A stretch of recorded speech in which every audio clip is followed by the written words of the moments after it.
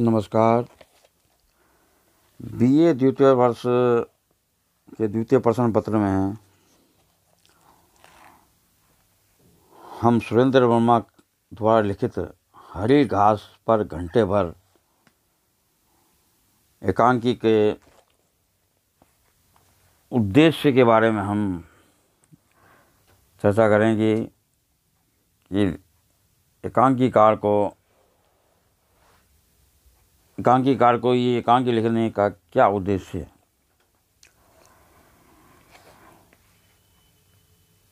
सुरेंद्र वर्मा का ये एक नया कथ्य रंगमंच विधान तथा नए प्रयोग दृष्टि से एक उद्देश्य प्रधान एकांकी कहा जा सकता है। कथा वस्तु के अनुसार ही एकांकी रचना के अलग अलग उद्देश्य होते हैं। संक्षेप में एकांकी में विषय और कथानक के आधार पर उसके उद्देश्य की चर्चा करनी होती है। प्रस्तुत एकांकी का कथानक सामाजिक जीवन से जुड़ा हुआ है। समाज और परिवार में रहकर मनुष्य की अलग अलग अवस्थाओं में विभिन्न प्रकार की मानसिक स्थितियों से होकर गुजरता है। उस अवस्था में विशेष उसका चिंतन किस प्रकार रहता है। युवक युवती के रूप में उद्देश्य कथन उसका है जो कि युवा जोड़ा है वह पार्क में शाम को हरी घास पर बैठकर आपस में वार्तालाप करते हैं। इस जोड़े के संबंध में उद्देश्य रूप में कहा गया है कि उसके जीवन में उत्साह है, उमंग है, कुछ कर गुजरने की तमन्ना है। आनंद और उल्लास के साथ आपसी सहयोग करने की इच्छा के बीच मधुर कल्पनाओं का संयोजन है। वे हरी घास पर घंटे भर बैठकर मन की छोटी मोटी बातें आपस में करते रहते हैं और खुश होकर मन में आगे और मिलकर अपना निर्णय लेते हैं। लेकिन उसके संबंध में मुख्य बात यह है कि उनकी बातों में गंभीर न होकर मौज मस्ती, आपसी हंसी मजाक का ही भाव होता है। वृद्ध पुरुष और स्त्री के रूप में उसका उद्देश्य कथन इस एकांकी में दूसरा जोड़ा है जो वृद्ध है, जो प्रौढ़ावस्था को प्राप्त कर चुका है। यह जोड़ा भी हरी घास पर बैठकर एक अन्य स्थान पर बैठा हुआ है और संध्या काल के वातावरण में आपस में बातचीत कर रहे हैं।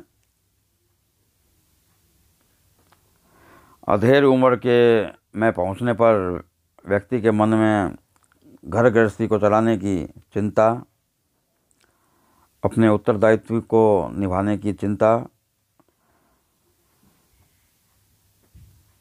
और कई जोड़ तोड़ बिठाता रहता है। जैसे जैसे वे उत्तरदायित्व को पूरा करता जाता है वैसे वैसे वो सुकून की सांस लेता है। प्रौढ़ावस्था उत्तरदायित्वों को निभाने के आधार पर वह जीवन का सबसे कठिन समय होता है, क्योंकि इस अवस्था में मनुष्य अपना सब कुछ सुख, उल्लास, घर गृहस्थी को चलाने में सब कुछ भूल जाता है और उसको पूरा करने के पड़ने की चिंता में ही डूबा रहता है।